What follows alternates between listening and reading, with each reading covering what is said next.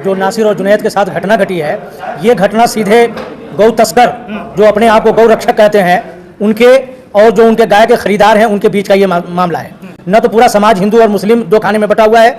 वहाँ की 36 बरादरी ये चाहती है कि नासिर और जुनैद की जो मरमम हत्या हुई है, जो जला करके मारा गया है, ये एक ऐसी हत्या है जो बहुत ही निंदनीय है, उसमें उनको न्याय मिलना चाहिए। कहा जा रहा है गौ तस्कर थे। नासिर और जुनैद के आसपास उसके 2, 4, 5 किलोमीटर की दूरी में भी कोई गाय नहीं मिला है, इसलिए उसको गौ तस्कर हम नहीं कह सकते हैं। मैं तो उनको गौ तस्कर कहता हूं जो दूसरे जिलों से ला करके यहाँ सप्लाई करते हैं और जब वो पैसा वसूलने आते हैं, अगर वो नहीं मिला, जिनके साथ वो कारोबार करते हैं, तो रास्ते में कोई भी मिल जाए उनको पकड़ते हैं, उनसे पैसे लेते हैं, पैसा नहीं देता है तो उनको मारते हैं, पीटते हैं और हत्या तक करते हैं। समझ सकते हैं कि जो नासिर और जुनैद की को जलाया गया है वो भिवानी के जिस गाँव में जलाया गया है, वहां से 400 मीटर की दूरी पर, वहां के 400 मीटर की दूरी पर वहां जो मोनू राणा नाम का एक आदमी का घर है जो इसमें संलिप्त है, जिसको मुजरिम बनाया गया है। नहीं, मोनू राणा। अच्छा। जिसका 400 मीटर दूर है घर जहां लगाया गया है। ये लोग उस इलाके से, ये क्रिमिनल टाइप के लोग इस इलाके में आते हैं। कहीं गाय वाला मिल गया, गाड़ी ले जाता हुआ, भैंस वाला मिल गया, उससे पैसे लिए, नहीं मिला तो ऐसे लूट लिया, और कोई नहीं मिला तो आम नागरिकों को लूटते हैं। और नासिर और जुनैद के सारी चीजों को देखने के बाद पता चलता है कि न तो ये गौ के किसी तस्करी में, न गौ हत्या में ये शामिल थे, ये भी ऐसे ही लोग थे जो इनको मिला है और उनके साथ इन्होंने जो है मारपीट कर। बचाव में तमाम पंचायतें हो रही हैं, तमाम सड़क उनके समर्थन में लोग उतर रहे हैं,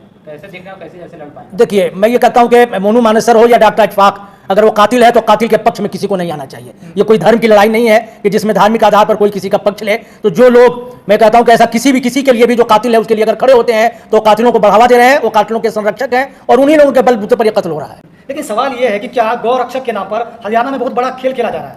बहुत बड़ा खेल है। मैं कहता हूं कि ये सारे लोग, देखो जो नू का इलाका है ये 13 लाख की आबादी का वाला इलाका है। यहाँ के लोग, आप सुन रहे होंगे कि गौ तस्करी, ये तस्करी का मतलब है कि उन इलाकों में जहां गाय दूध देना बंद कर देती है, गाय को लोग बेचते हैं, उनको वहां से लाने की हिम्मत मेवात की किसी आदमी के पास नहीं है। इतनी हत्याओं के बाद उसको यही लोग जो गौरक्षक कहे जा रहे हैं वो तस्करी करके लाते हैं और यहाँ के लोगों को बेचते हैं, और यहाँ के सभी समुदाय के कुछ लोग उनका गोश्त बना करके दिल्ली के 5 स्टार होटल में सप्लाई करते हैं। आस्था से जुड़ा हुआ मामला नहीं है? बिल्कुल नहीं, ये तो कारोबार है, आस्था का काम। आस्था की तो मैं भी सम्मान करता हूँ, मेवात के लोग सम्मान करते हैं। ब्रिज के जो 80 कोस की परिक्रमा है मेवात से गुजरती है, वहां के लोग भी समझते हैं। आप जानते होंगे कि वहां के लोग अपने आप को 2 नस्लों से जोड़ते हैं, कुछ लोग अपने आप को भगवान श्री कृष्ण से जोड़ते हैं, कुछ लोग अपने आप को भगवान श्री राम से जोड़ते हैं। इसलिए गाय खाने के लिए नहीं, गाय का गोश्त बना करके 5 स्टार होटलों में सप्लाई के लिए ये कारोबार होता है।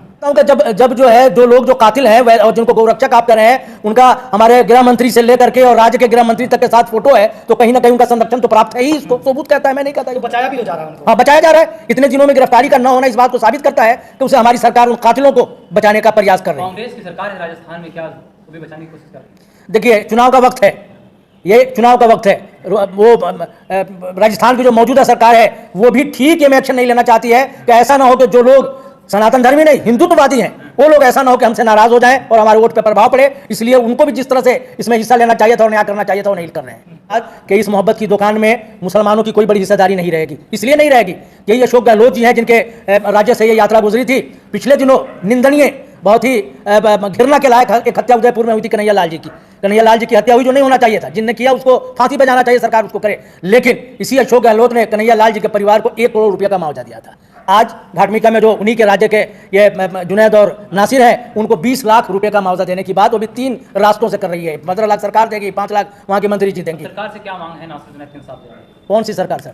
दोनों सरकार से मांगे। तो हरियाणा सरकार से तो साफ मांग है कि हरियाणा सरकार को चाहिए कि गांव की सुरक्षा के लिए करे, लेकिन ऐसे गुंडों और मवालियों के हाथ में तलवार इन्होंने न दे, उनसे छीने। और हमारी प्रशासन, हमारी पुलिस, हमारी व्यवस्था काफी है। इस देश में किसी देव सेना, राम सेना, आदम सेना की जरूरत नहीं है। इस देश को बचाने के लिए, गाय को बचाने के लिए हमारा प्रशासन बैन करे, उस पर ऐसे तमाम लोगों को बैन करे और ऐसे लोगों को जो है जेल में डाले जो लोग गौ के उस पर नाम पे। बात कहता हूँ कि जिसे भी अपना समझता आया वही दुश्मन निकलता है। गई और आई सरकारों का चेहरा बद से बदतर निकलता है। क्योंकि आप देखिए, आज़ादी के बाद से मैं इस सरकार की बात नहीं कर रहा, इन्होंने तो अति कर दी, लेकिन कहीं ना कहीं हमारी पिछली सरकारें भी आज विपक्ष बोल नहीं पा रहा है। क्यों?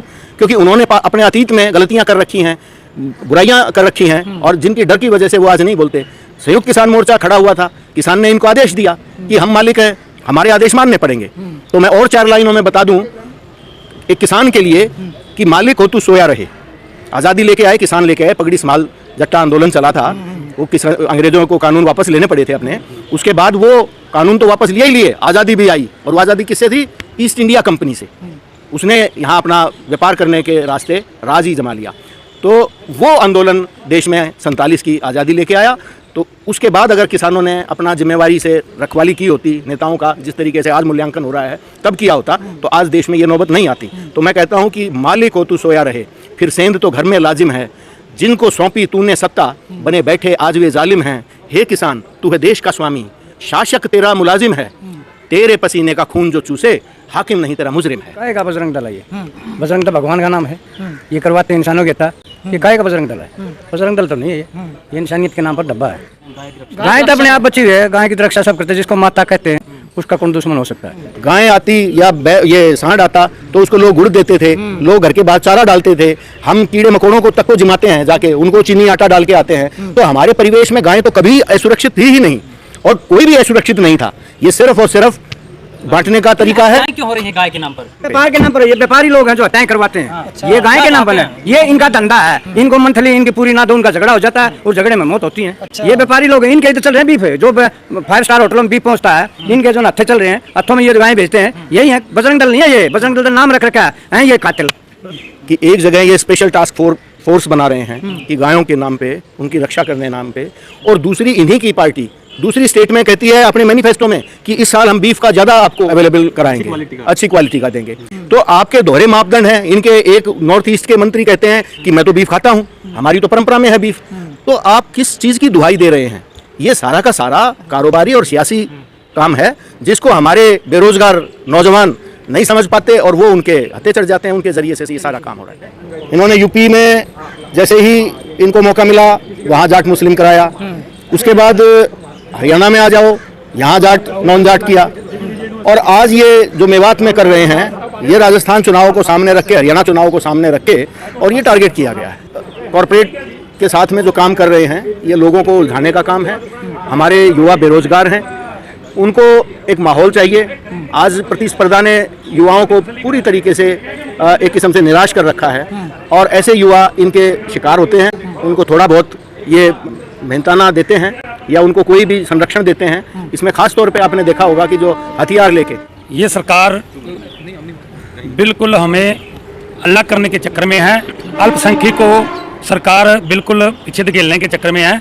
ये सरकार तो ये कहती है हिंदू तत्व आज खतरे में हो गया। जब अल्पसंख्यक प्रधानमंत्री, अल्पसंख्यक राष्ट्रपति, तब तो हिंदू तत्व बिल्कुल खतरे में नहीं था। आज खतरे में है। सब जगह इनकी पावर है, विरासत है, सरकार है।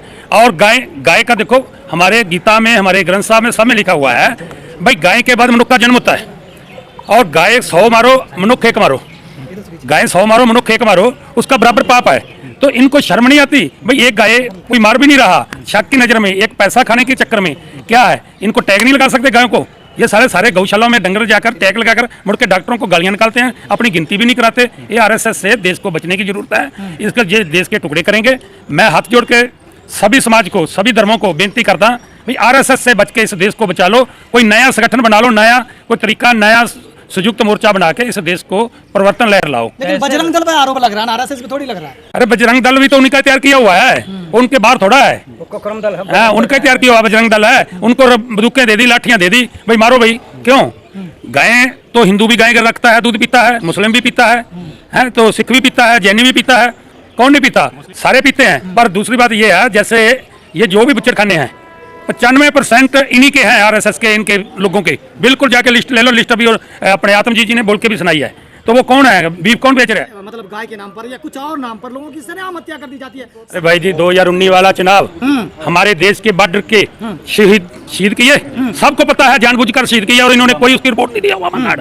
और आप भी देख लेना 2024 के नुकसान में इनको कोई सिख प्रेमी नहीं, कोई हिंदू नहीं, कोई मुस्लिम नहीं, इनको कुछ भी करना पड़ जाए, चाहे इनको खुद मंदिरों पे अटैक खुद करके अपनी सत्ता परिवर्तन करेंगे, मंदिर ढाएंगे खुद ढाके, पेश बदल के, मुस्लिम बन जाएंगे, सिख बन जाएंगे, मंदिरों पर अटैक करेंगे, कह देंगे जी देखो जी हिंदू मुसलमानों ने अटैक कर दिया, सिखों ने कर दिया, तो एक मुठ में फिर लोगों का वोट बटोरने का काम करेंगे। जो घटना है इसकी मैं भारतीय किसान यूनिवर्सिटी के प्रवक्ता होने के नाते मैं इसकी निंदा करता हूँ, और ये जघन्य अपराध है, और ये जघन्य अपराध है, ये जघन्य अपराध की श्रेणी में, और इस पे जितनी मैक्सिमम सजा हो सकती है उनको मैक्सिमम सजा देनी, उन्हें फांसी की सजा देनी चाहिए जिन्होंने ये जघन्य अपराध।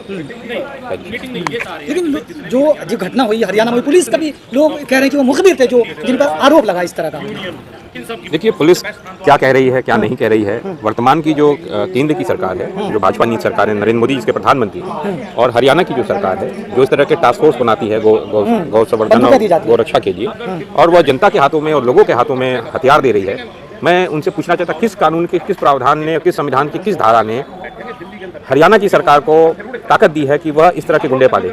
ये गुंडई है, ये गुंडापन है और कुछ नहीं है। ये सीधे सीधे एक और चीज़ है, यह जो मनुवादी लोग हैं आरएसएस के, वह इस देश के पिछड़ों खासकर यादव और गुजरों का जो इलाका है मेवात में, उसमें एक नई तरह की वो प्रयोगशाला चला रहा है। जैसा उन्होंने प्रयोगशाला जाट बच्चों के साथ पश्चिमी उत्तर प्रदेश में किया था और गोरखपुर में ठाकुरों के बच्चों के साथ किया था, उनको मुसलमानों से भिड़ाने लड़ाने का काम कर रहे हैं। मैं हाथ जोड़कर प्रार्थना करूंगा खासकर गुजर समाज के लोगों से, खासकर यादव समाज के लोगों से, खासकर सैनी समाज के लोगों से और पिछड़े समाज के लोगों से कि वह लोग इन मनुवादियों के और इन व्यवस्था जो आरएसएस की है इससे अपने बच्चों को बचाएं, अन्यथा उनके बच्चे क्रिमिनल्स बनेंगे, उनके बच्चे जेल जाएंगे, उनके बच्चों को सजा होगी और ये लोग मौज करेंगे, ये लोग सत्ता में आएंगे। तो कौन बचाएगा ऐसे लोगों जो 20 साल के 23 साल के लोग हैं, लाइसेंसी बंदूकें दी जा रही हैं ऐसे लोगों को, गौरक्षक ये माता पिता ही बचा पाएंगे, समाज ही बचा पाएगा, समाज के जो प्रबुद्ध जिम्मेदार लोग हैं वो बचा पाएंगे, हम किसान संगठन बचाएंगे और कौन बचाएगा। तो यह यहाँ पर उत्तर भारत के अंदर गौ सेवक बनाकर गौ सेवा कर रहे हैं, मतलब गौ रक्षा कर रहे हैं। दूसरी जगह पर यहाँ पर तो गौ को बचाने की बात करते हैं और मेघालय में, नागालैंड में, सिक्किम में क्या है स्थिति है, भारतीय जनता पार्टी की गोवा में क्या स्थिति है, दक्षिण भारत के इलाकों में कहाँ स्थिति है, वहाँ पर वो गौमांस को रहते हैं ना, इनके पार्टी के तो है। तो आस्था नहीं, सारे क्रिश्चियन ही खाते हैं क्या, सारे क्रिश्चियन ही खाते हैं क्या वहाँ पे, ये कैसे आप कह सकते हैं, ये कैसे कहते? बिल गेट्स आया है, जो बिल गेट्स आया है दिल्ली में अभी 2 दिन पहले, जो बिल गेट्स आया है, जो अभी आरबीआई के गवर्नर से मिला है, किस आधार पे मिला है, वो क्या खाया है, वो भारत के होटलों में क्या खाया, दिल्ली के होटलों में क्या खाना खाया है, नरेंद्र मोदी बताएंगे। जो यूनाइटेड स्टेट्स ऑफ अमेरिका का जो राजदूत आया है, जो रशिया का राजदूत आया है, जो ब्राजील का राजदूत आया है, वो कौन सा खाना खाया बताएंगे। तो सवाल ये है कि क्या गौरक्षक के नाम पर गाय को बचाकर इनका जो एक्सपोर्ट कहीं और किया जा रहा है, क्योंकि भारत जो है ड्यूटी दूसरे नंबर का वो है, एक्सपोर्टर है, वो कहीं छुपा नहीं और एक्सपोर्ट हो रहा है। तो यह ड्रामा सरकार जो है, ये हिपोक्रेसी सरकार की, ये दोगलापन है सरकार का, ये हिंदू मुसलमानों को बांटने का काम करें, किसानों को बांटने का काम करें। और मैं आपके चैनल के माध्यमों से पिछड़े जातियों के खासकर लोगों से ये मांग करूंगा कि वह लोग और दलितों के अपने बच्चों को आरएसएस की प्रयोगशालाओं में उनका चाराना बनने दें, उनको बचाएं।